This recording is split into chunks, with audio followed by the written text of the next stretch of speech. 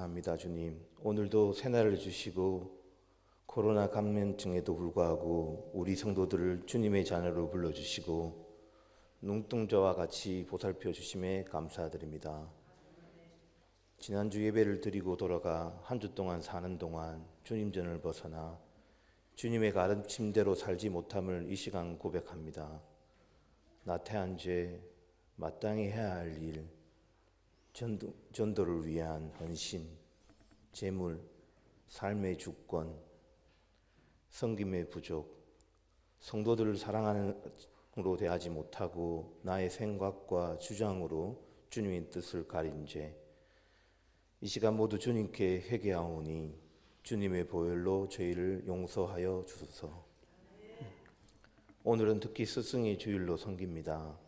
신석장로교회를 이 신탄진에 세워주시고 낮과 밤으로 섬기시는 우리 담임 목사님과 그리고 함께 하시는 장로님, 권사님, 집사님 그리고 많은 선생님들의 노고에 주님께서 은총을 내려 주십시오. 그리고 특히 영유아부, 주일학교, 중고등부, 청년부로 섬기는 교역자, 전도사님, 교사들을 기억하여 주시고 그들의 노고를 주님께서 큰 은혜로 함께하여 주소서. 믿음의 선배가 세워지고 후배들이 양육되고 예수님께서 제자들을 섬긴 것 같이 더 낮은 자가 되어 제자들을 섬기게 하여 주소서. 그리고 우리의 열심과 노력보다 주의 방법으로 우리가 모두 함께 임할 수 있도록 함께하여 주소서. 예배를 위해 준비하는 손길 하나하나를 기억하여 주시고 이 모든 것들을 주관하여 주옵소서. 성가다의 찬양과 찬양단의 찬송을 늘 기억하여 주시고 이슬비 전도도에게는 전도를 담당하고 세가족부는 양육을 그리고 중보기도자는 기도에 집중하여 더욱더 함께 섬겨 주님 보시기에 아름다운 교회가 되길 기도드립니다. 우리가 아무리 천사의 말을 한다 해도 사랑이 없으면 아무 소용없다고 하신 주님,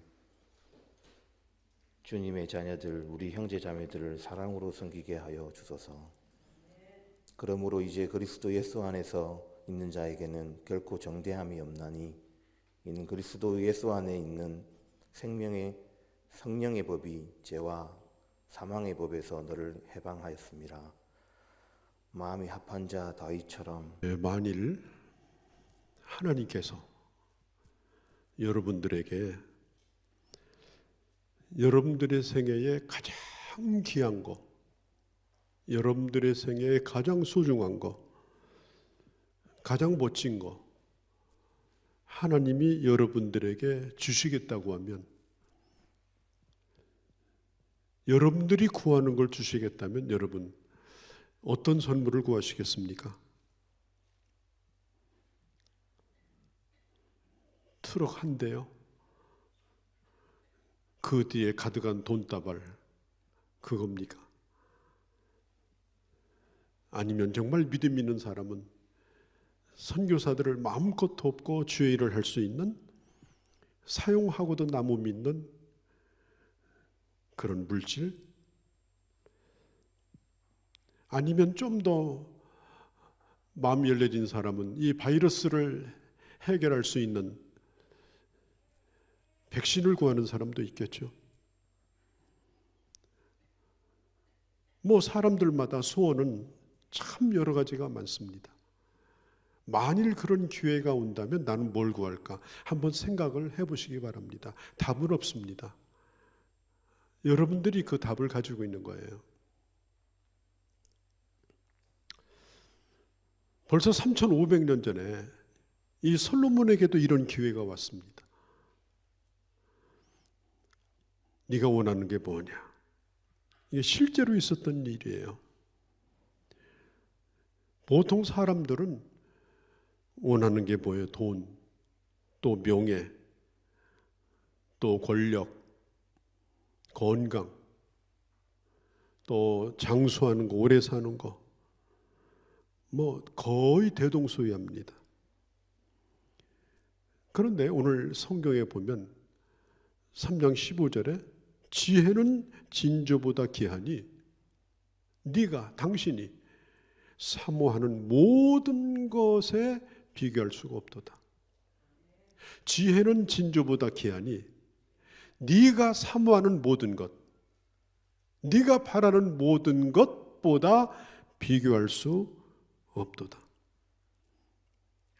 또 그 다음 장에 보면 잠언 4장 7절에 보면 지혜가 제일이니 지혜를 얻어라. 지혜가 제일이니 지혜를 얻어라. 내가 얻은 모든 것을 가지고 명철을 얻어라.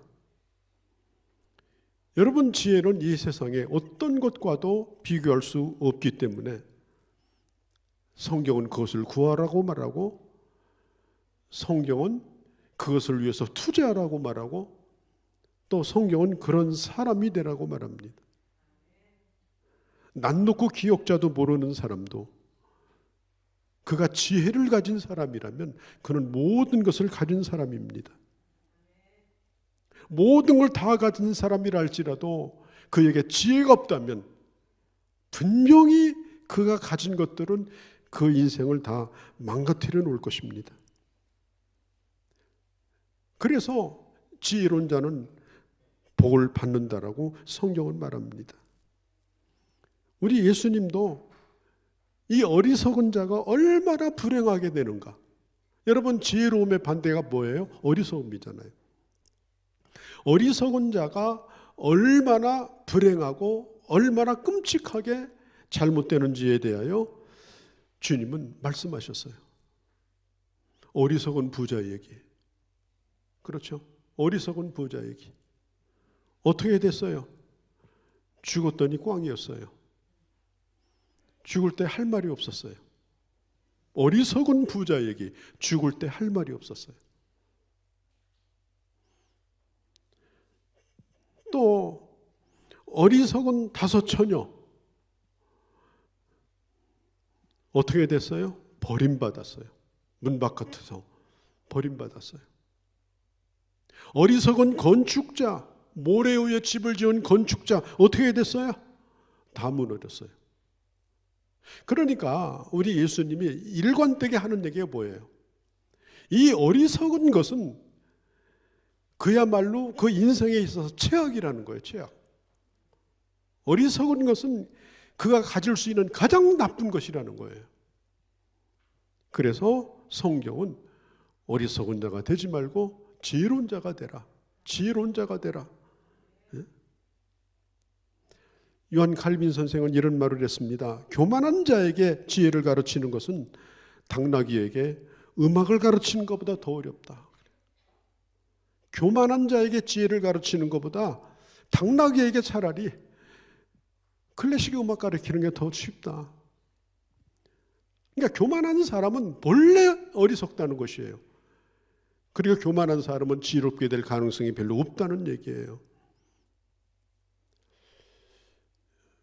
분도 출판사라고 하는 출판사에서 나온 꽃들에게 희망이라는 몇 장 안 되는 소책자예요. 몇 장 안 되는 소책자. 그냥 그림책입니다. 그림에 글자 몇 개가 있는. 근데 그 내용이 참 의미가 있어요. 애벌레 한 마리가 태어났어요. 그런데 자기만 있는 것이 아니라 이 지상에는 많은 애벌레들이 있었어요. 그런데 이 애벌레들이 계속해서 높은 곳을 향해서 올라가요. 무수한 애벌레들이 경쟁을 해요. 뒤지면 큰일 날까 봐서 몸부림을 치면서 올라갑니다. 막 발로 밟기도 하고 막 짓밟기도 하고 막 누가 자기 발목 붙들면 막 털어내기도 하고, 그래서 그 꼭대기로 올라가려고 몸부림을 치는 거예요. 그런데 그 꼭대기에는 뭐가 있는지 아무도 몰라요. 그 꼭대기의 형편이 어떠한지 누구도 몰라요. 그냥 올라갈 뿐이에요. 가끔씩 내려오는 애벌레가 있는데 물어봐요. 야, 올라가면 뭐가 있니? 그러니까 올라가 봐야 별일 없어. 그러니까 이 밑에 있는 애벌레들이 더 열받아요. 저 혼자 다 누리고 우리가 누릴까 봐서 거짓말하고 있네. 아주 그 얘기에 더 열받아가지고 더 열심히 올라가는 거예요. 더 열심히. 그 중에 이 몸통에 줄무늬가 있는 그런 애벌레 한 마리가 있었습니다. 이 애벌레는 위로 올라가는 것이 자신의 목표가 아니라는 걸 깨닫게 됩니다. 그리고 애벌레는 밑으로 내려가지고 고치를 짓습니다. 고치를 짓고 그 다음에 그 속에 가만히 들어가 있다가 때가 되니까 아주 화려한 아름다운 나비가 되어서 하늘로 올라갑니다. 그래서 내려다보니까 그때까지도 그 땅에서는 애벌레들이 산더미처럼 뭉쳐가지고 올라가려고 아둥바둥 싸우고 있는 모습을 보게 되었습니다. 이게 꽃들에게 희망이라는 얘기예요. 아마 우리가 살고 있는 현실이 그렇다고 생각합니다. 무엇이 내 인생의 진정한 행복인지, 내가 오늘 가는 목표가 뭔지, 내가 오늘 바라는 것이 옳은 건지. 그렇지만 그렇게라도 안 하면 뒤지는 것 같으니까, 그렇게라도 안 하면 내가 뭔가 잘못되는 것 같으니까 그 경쟁심으로 끊임없이 몸부림을 칩니다. 그게 우리 현실이에요. 먼 미래를 바라보는 것, 내가 앞으로 어떻게 될까를 바라보는 것, 내가 이 세상에 왜 태어났으며 나에 대한 하나님 뜻이 무엇인지를 아는 것, 그 다음에 하나를 보지 아니하고 전체를 볼 수 있는 통찰력, 이런 것들을 가질 수 있는 것, 여러분 이것이 바로 지혜인 것입니다. 물론 성경에는 지식이 없어서 내 백성이 망한다, 이 지식도 참 중요해요. 지식을 버렸으므로 나도 너희를 버린다. 이 말은 뭐냐면 하나님이 누구인가에 대하여 전혀 관심이 없고 헛된 지식에 빠져 있는 사람들, 하나님을 아는 지식이 없는 사람들, 그런 사람들도 하나님이 버리겠다고 말씀합니다. 여러분, 우리가 살고 있는 이 시대는 지식의 시대입니다. 그래서 뭐 지식산업이니 무슨 뭐 지식재산이니 또 지적 무슨 소유권이니 이런 말을 하죠. 그래서 이 국가도 이 지식이 국가 밖으로 빠져나가지 않게 하려고 얼마나 이 지식을 아주 철저하게 보완을 하는지 몰라요. 회사도 보완을 하고 또 국가 지식은 국가가 지식을 지키고, 왜? 이 지식 하나가 이게 뭐 수천억 원, 수조 원이 되는 그런 가치가 있기 때문입니다. 왜? 지식이 있어야 비행기도 만들고, 지식이 있어야 배도 만들고, 지식이 있어야 우주선도 만드는 거예요.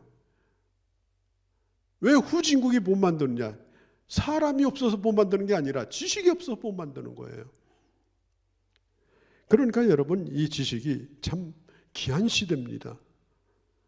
그러나 오늘 여러분 어떻습니까? 우리가 살고 있는 이 시대는 지식 홍수 시대가 아닙니까? 무지무지한 지식이 그냥 쏟아져 나오는데 이걸 다 여러분 알 수도 없고요. 이걸 다 우리가 경험할 수도 없어요. 그러면 여러분, 내가 오늘 가지고 있는 지식, 물론 우리는 지식을 쌓기 위해서 애를 써야 돼요. 열심히 독서도 하고 책도 보고 열심히 또 배우고, 그래서 지식을 여러 가지 부분에서 균형 있게 가지는 거 참 좋습니다. 그러나 여러분, 지식보다 더 위대한 것이 뭐냐? 지식보다 위대한 것이 뭐냐? 그게 바로 지혜입니다. 지혜. 그 지식을 잘 사용하여 나도 유익하고 다른 사람도 유익하게 하고 하나님께 영광이 되도록 지식을 사용하는 능력, 지식을 사용하는 권세, 그게 바로 지혜예요. 그러니까 지혜가 있으려면 지식도 좀 있어야 돼요. 아무런 자료가 없으면 지혜가 있어도 그 지혜의 한계가 있어요. 그래서 열심히 공부하셔야 되고 열심히 또 배워야 되고, 그러나 그 지식을 그냥 저장해 두는 것이 아니라 그 지식을 잘 활용해서, 충분히 활용해서, 이 지식이라는 자본을 충분히 활용해서, 우리 달란트 비유처럼 뭐 그냥 30배, 60배, 100배 막 열매를 맺게 될 때, 오늘 내가 가지고 있는 것이 비록 자본이 작다 할지라도 그게 지혜와 맞물리게 되면 여러분, 어마어마한 능력을 발휘해요. 어마어마한 그런 업적을 남기는 그런 인생을 살 수가 있어요. 난 여러분들이 지식이 풍성하기를 바랍니다. 그러나 여러분들이 이미 가지고 있는 지식을 잘 활용해서 멋진 지혜의 사람으로 살아가기를 주의 이름으로 축복합니다. 우리가 열심히 일한다고 꼭 성공하는 것도 아니에요. 열심히 일해도 성공 못하는 사람 많아요. 열심히 일하는 거야 뭐 누구든지 가지고 있는 기본 아닙니까? 그리고 다른 사람이 아는 거 나도 다 알고 있고요. 지금은 지식 공유 시대예요. 중요한 건 뭐냐? 지혜롭게 사는 겁니다. 지혜롭게. 여러분 교회도 마찬가지예요. 뭐 제자훈련, 뭐 초급, 중급, 지도자반, 뭐 1단계, 10단계, 뭐 온갖 훈련을 다 받아서 지식이 늘어나도 그 교회 구성원들이 지혜가 없으면 뭐예요? 그 지식 가지고 교회에서 싸우는 거예요. 네가 잘났니? 내가 잘났니? 그 지식이 아무런 상관이 없어요. 다른 사람을 죽이는 지식이 되는 거예요. 나도 유익이 안 되고 다른 사람 유익이 안 돼요. 그래서 성경은 뭐라고 그래요? 초등학문을 버려라. 초등학문이 뭐예요? 철학이에요. 철학.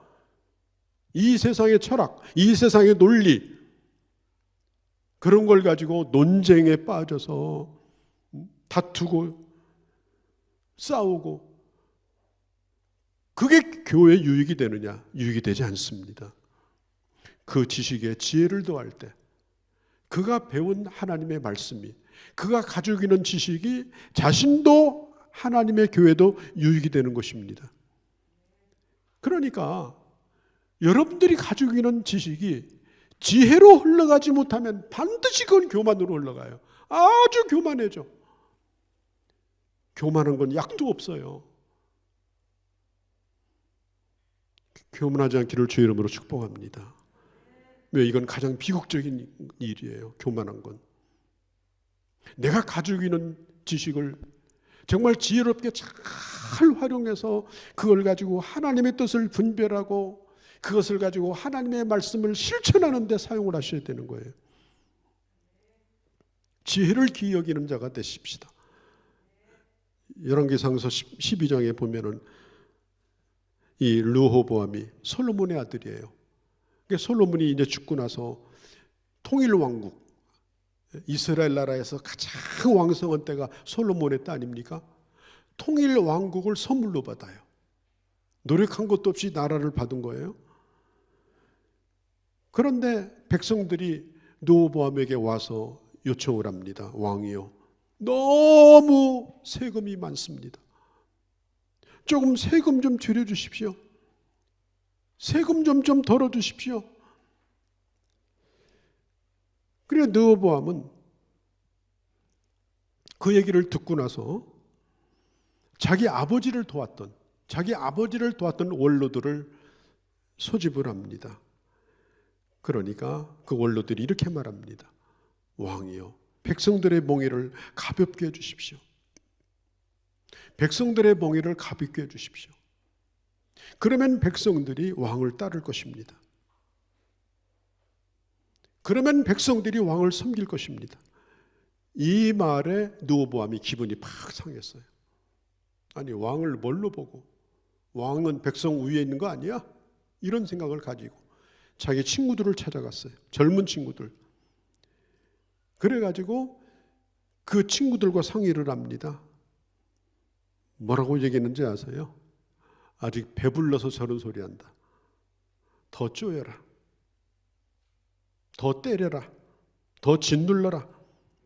아예 말을 하지 못하도록 아주 헉헉대도록 더 힘들게 해라.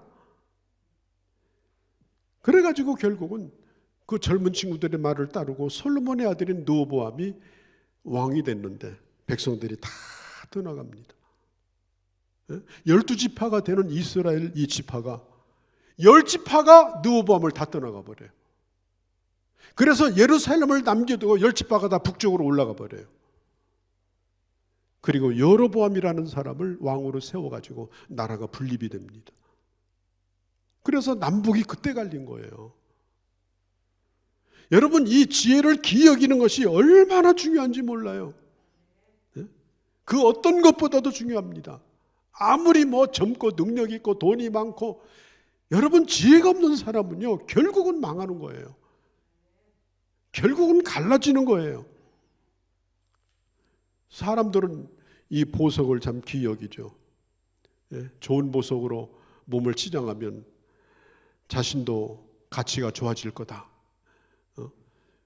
그게 자기를 돋보이게 할 거다. 이런 생각을 하죠. 또 어떤 사람은 지식을 귀히 여깁니다. 열심히 지식을 쌓아서 그걸 아는 척하고, 남들 모르는 거 내가 가지고 있으면 뭔가 뿌듯하고 말이죠. 그래서 성경은 뭐라고 그래요? 인간이 소중히 여기는 보화가 많아요. 많은 보화가 있지만 성경은 뭐라고 얘기하느냐? 은을 얻는 것보다 그 이익이 정금보다 황금보다 나으니라. 지혜를 얻는 것이 은보다도 낫답니다. 은보다. 제가 성경을 읽으면서요, 왜 금보다 낫다고 하지 않고 은보다 낫다고 했을까? 여러분, 이 금이라는 건 성질상 한 군데를 이렇게 캐면요, 막 노다지가 막 이렇게 한꺼번에 금이 발견이 된다는 거예요. 근데 은이라고 하는 것은 좀 다르대요, 금하고. 열심히 캐야만이, 광맥을 쫓아가면서 캐야만이 곳곳에 은이 숨어 있다는 거예요. 그래서 지혜로운 사람은 금을 구하는 마음으로 막 일억천금, 그냥 내가 한꺼번에 내 노다지 뭐 발견하자, 한꺼번에 잘 사는 방법 없냐, 뭐 한꺼번에 뭐 대박 나는 방법 없냐, 이런 걸 지혜자는 꿈꾸지 않는다는 거예요. 지혜자는 은을 찾는 마음처럼 차분하게, 머리는 차갑게, 가슴은 뜨겁게, 영적으로 충만하게, 그러면서 아주 지혜롭게 은을 찾는 마음으로, 간절히 찾는 마음으로 찾다가 결국은 지혜의 길을 가게 된다는 것입니다. 우리 예수님도 제자들을 전도해 보시면서 이렇게 말씀했죠. 뱀처럼 지혜로워라. 비둘기처럼 순결하고 뱀처럼 지혜로워라. 왜? 지혜롭지 못하면 아무 열매도 거두지 못하고 생고생한다. 생고생. 얼마나 열심히 하느냐, 이것도 중요하지만 지혜롭게 하는 것이 중요하다. 뱀처럼 지혜로워라. 그게 전도자에게 주신 주님의 말씀입니다. 자, 그러면 어떻게 지혜를 얻느냐? 어떻게 지혜를 얻느냐? 자, 3장 20절에 보면요, 지혜로운 자와 동행하면 지혜를 얻고 미련한 자와 사귀면 해를 받느니라. 그러니까 여러분요, 누구와 동행하는가가 중요해요. 왜냐하면 동행하는 자의 영향을 받기 때문입니다. 지혜로운 자와 동행하면 지혜로운 사람이 됩니다. 미련한 사람도 지혜로워져요. 어리석은 자와 동행하면 멀쩡한 사람도 어리석게 됩니다. 그래서 여러분들 주변에 많이 배운 사람, 똑똑한 사람, 잘난 사람이 아니라 지혜로운 사람을 구하셔야 돼요. 누가 지혜로운가? 그리고 그의 지혜를 겸손히 배우기를 힘쓰십시오. 또 한 가지는 우리가 지혜를 구하는 방법은 기도하는 방법이에요. 야고보서 1장 5절에 보면 지혜가 부족하거든 흔들어서 아주 충분하게 주시는, 꾸짖지 않는 하나님 앞에 구하라고 그랬어요. 여러분들이 지혜가 부족하다면 하나님에게 구해야 돼. 하나님 나를 지혜롭게 해달라고. 이 솔로몬 왕도 그렇지 않았습니까? 그가 재물을 1000마리를 바쳤어요. 1000마리를. 왕이 재물을 1000마리 바쳤는데 비둘기 바쳤겠어요? 양새끼 바쳤겠어요? 아니에요. 큰 소를 바쳤을 거예요. 여러분, 소 1000마리를 재물로 바친 거예요. 그게 천번제물이에요. 그러니까 하나님이 묻는 거예요. 도대체 너는 왜 이렇게 1000마리씩이나 재물을 바치며 얘기 좀 해봐라. 뭘 구하고 있는 거니? 도대체 내가 너에게 뭘 줬으면 좋겠니? 내가 내게 뭘 줄고 너는 구하라. 그때 솔로몬이 구한 게 뭔지 아세요? 지혜를 구했어요. 지혜를.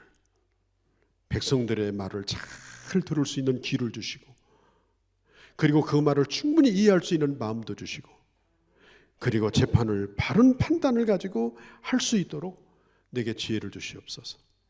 물론 그런 지혜를 가지려면 잘 듣는 것도 중요해요. 상대방의 말을 충분히 이해하는 것도 중요해요. 그러니까 하나님은 뭐라고 그래요? 자기를 위하여 오래 사는 것도 구하지 아니하고 부유한 것도 구하지 아니하고 원수를 멸해달라고 구하지도 아니하고 오직 송사를 듣고 분별하는 지혜를 구하였은즉, 우리 주님은 지혜뿐 아니라 그에게 온갖 복을 다 주신 겁니다. 여러분, 주님 앞에 지혜를 구하시기를 바랍니다. 두드리라 문이 열릴 것이라고 했으니까 왜 나는 이렇게 미련한가?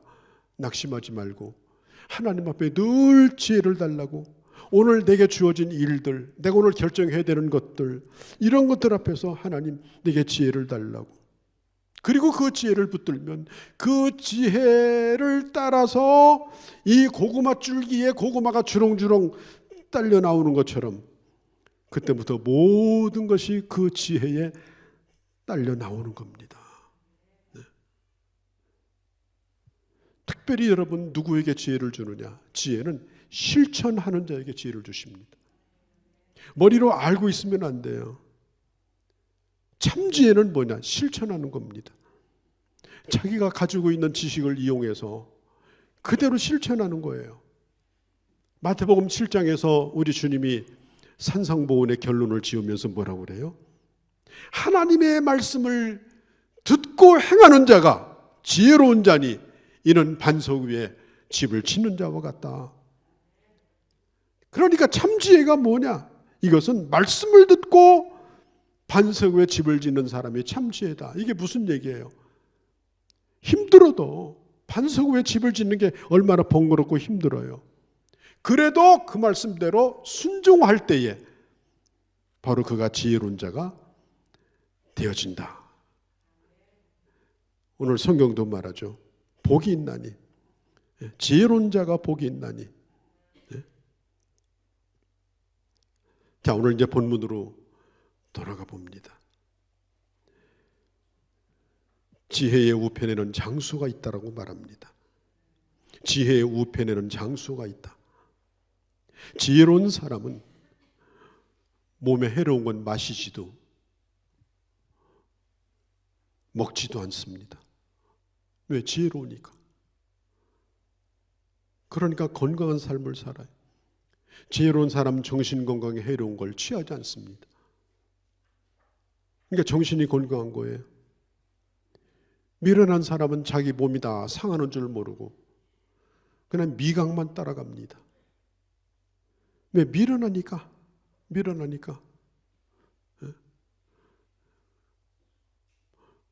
세상에 이런 일이 보니까 콜라를 얼마나 좋아하는지, 어떤 사람은 라면도 콜라에다 말아 먹고, 국수도 콜라에다 말아 먹고, 김치도 콜라로 담아 먹고, 목말라도 콜라로 먹고, 밥도 콜라로 말아 먹고. 세상에 사람이 미련한 거예요. 그러니까 가까운 데 병원에 가서 진찰해 보니까 속이 엉망진창이 돼 버렸어. 콜라 좀 제발 덜 드시라고. 여러분, 어느 짐승이 그렇게 미련합니까? 어느 짐승이. 사람이 그렇게 미련한 거예요. 지혜의 우편에는 장수가 있다. 여러분, 지혜로움으로 오래도록 특별히 건강하게 주의 축복을 누리시기를 바랍니다. 또 지혜로운 자에게는 부귀가 있다. 지혜로운 자는 부유하게 됩니다. 조그만 것도 잘 소중히 지킵니다. 거기에 이제 조금씩 더해갑니다. 욕심부리지 않습니다. 어리석은 자는 갑자기 망하지만 지혜로운 자는 천천히 가는 것 같지만은 결국에는 하나님이 주시는 진정한 부유를 누리게 됩니다. 또 지혜로운 자는 즐겁습니다. 지혜로운 자는 즐거워요. 지혜로운 자에게는 여유가 있습니다. 또 오늘 성경에 보면 지혜로운 자가 가는 길은 복잡하지 않습니다. 뭐라고 말해요? 지름길이요. 지름길이요. 지혜로운 자는 지름길을 찾습니다. 지혜로운 자는 첩경을 찾습니다. 우리가 어렸을 적에 외웠던 그 시인가요? 칼 부세라고 하는 사람의 시죠. 산 너머 저 하늘 멀리 행복이 있다고 사람들은 말하네. 나 또한 남들 찾아갔다가 눈물만 머금고 뒤돌아왔네. 산 너머 저 멀리 행복이 있다고 말하네. 이런 시예요. 여러분, 우리가 인생을 살면서 뭔가 목표를 세우고 또 뭔가 이루기를 원하면서 우리는 부지런히 걸어갑니다. 여러분, 한 주간 동안 쉬지도 않고 걸으셨잖아요. 네? 쉬지도 않고 멈추지도 않고 우리는 길을 가고 있잖아요. 그러면 오늘 내가 가고 있는 길이, 내가 오늘 가고 있는 길이, 이 선택이 정말 잘하는 것일까? 이 길로 가면 내 인생의 첩경이 되는 걸까? 아니면 꼬이는 길이 될까? 오늘 성경은 말합니다. 이 지혜로운 자의 길은 바로 지름길이 되어진다. 오늘 이 세상에 아무리 힘들고 어려운 일이 많고 복잡한 일이 많다 하더라도 하나님이 주시는 그 탁월한 지혜로 말미암아서 가장 빠른 길, 가장 확실한 길로 갈 수 있는 이런 멋진 이런 하나님의 사람들이 되어지기를 바랍니다. 오늘도 성경에 보면 이렇게 말해, 지혜로운 자는 생명나무라. 따라서 해볼까요? 생명나무라. 이 말은 뭐냐? 나도 생명을 가지고 있고 생명나무는 반드시 열매를 맺어가지고 다른 사람에게도 내 열매를 따먹을 수 있도록 해주는 거예요. 나도 잎사귀가 푸를 뿐 아니라 그 그늘 밑에 사람들이 와서 쉴 수 있도록 혜택을 주는 거예요. 그게 생명나무예요. 지혜로운 자는 멀리 바라보면서 오늘을 삽니다. 지혜로운 자는 모든 걸 미리 준비하며 삽니다. 그런 면에서 우리는 가장 확실하게 지혜로운 사람이에요. 왜냐? 우리는 예수 믿는 사람이요, 하나님의 나라를 바라보고 사는 사람들이기 때문에 그렇습니다. 우리는 정해진 미래를 살아요. 정해진 미래. 우리는 앞으로 그 길을 갈 거예요. 그리고 이 길은 무슨 길이냐? 생명의 길이에요. 이 길은 영원히 사는 길이에요. 사람들은 인생이 끝나면 막연히 다 끝난다고 생각하지만 성경은 말합니다. 사람이 죽는 것은 정한 것이요, 후에는 반드시 심판이 있을 것이다. 사람이 죽는 것은 정한 겁니다. 그러나 그것으로 끝나는 것이 아니라 반드시 생명으로 이어진다. 그렇기 때문에 예수 믿는 하나님의 사람들, 영생을 얻은 하나님의 사람들은 생명나무인 줄을 여러분 믿으시길 바랍니다. 우리는 생명나무예요. 우리는 살아있는 나무예요. 이게 얼마나 귀한 거예요. 싹둑 잘려가지고 사라질 나무가 아니라 살아있는 나무라고요. 하나님께서 우리에게 영적 지혜를 주셔서 예수를 믿게 하신 거예요. 이 예수를. 영적 지혜를 주셔서 생명 대신 예수 그리스도에게 뿌리를 내리고 그 주님에게 접붙임 바 되어서 생명나무가 된 거예요. 그래서 우리는 하나님의 나라를 향해서 가는 겁니다. 하나님이 힘 주시니까 이 길이 부담스럽고 힘들지 않습니다. 넉넉히 감당합니다. 그리고 나 혼자만 하고 싶은 대로 하고 사는 것이 아니라 이제는 이 열매를 이 세상 가운데 충분히 나눠주면서 내가 맺힌 열매를 다른 사람들에게 수없이 베풀어주면서 정말 하나님께서 주신 이 동산, 하나님께서 이 주신 동산, 그 동산을 기름지게 하고 복되게 하고 많은 사람들에게 주님의 생명을 전해주고 나도 살 뿐 아니라 세상을 살리는 그런 진정한 지혜자로서 여러분들 남은 생애를 살아가시기를 주의 이름으로 축복합니다. 기도하시겠습니다. 거룩하신 아버지, 우리로 하여금 지혜를 구하라고 말씀하신 주님, 저희들 지식을 쌓는 일에도 최선을 다하게 하시고 이미 있는 지식을 가지고 아버지 지혜로운 나무가 되어서 하나님 아버지의 복을 받을 뿐 아니라 이 복의 열매를 이 땅 가운데 수없이 나누어 주면서 멋진 삶을 살다가 영원한 생명나무인 예수 그리스도를 만나 천국의 삶을 누리는 하면서 여러분 기도해 주시기를 바랍니다. 자, 우리 함께 기도하도록 하겠습니다. 거룩하신 우리 아버지 하나님, 오늘도 이렇게 우리 재원이를 사랑하셔서 이 세상에 하나님이 예정하신 대로 보내주시고 우리 김춘겸 형제님, 김효정 자매님 귀한 가정의 자녀로 이렇게 선택해 주신 것을 주님 앞에 감사를 돌립니다. 하나님 아버지, 정말 이제 재원이가 앞으로 이 세상 살아가는 동안에 먼저 하나님을 구체적으로 만나게 하시고 예수 그리스도를 만나게 하시고 또 좋은 부모로서 역할을 잘 감당하는 훌륭한 가정에서 아버지 하나님 잘 돌봄을 받는 은혜도 베풀어 주시옵소서. 또 훌륭한 교사와 친구를 만나게 하시고 또 영적 지도자도 만나게 하시고 이 땅에서 살아갈 동안에 함께 일할 수 있는 동역자도 만나게 하시고 가는 곳곳마다 만남의 축복을 베풀어 주셔서 장차 또 귀한 가정도 이루는 배우자도 주시고 정말 그리하여 대를 이어 아름답게 가문을 이어가는 멋진 이삭과 같은 주의 자녀가 되도록 축복하여 주시옵소서. 하나님, 이 자녀를 키워가는 데 부족함이 없도록 아버지 부모님들에게 건강 주시옵소서. 영적인 충만함을 주시옵소서. 물질적으로도 부족하지 않게 하여 주옵소서. 아버지 하나님, 때를 따라 주시는 은혜로 참 복된 가정의 아름다운 모델이 되어지도록 축복하여 주시옵소서. 오늘을 참으로 감사하옵고 우리 주 예수님의 이름으로 기도하옵나이다. 아멘. 이 시간에는 우리 교회에서 준비한 화관을 씌워드리도록 그렇게 하겠습니다.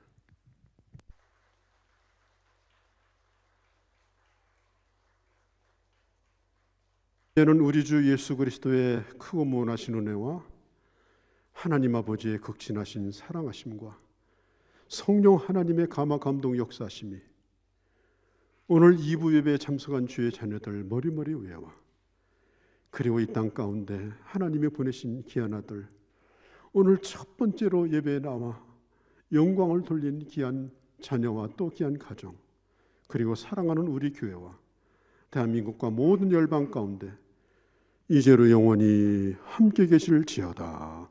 아멘. 주여 감사합니다. 주시고 함께 주시옵소서. 나의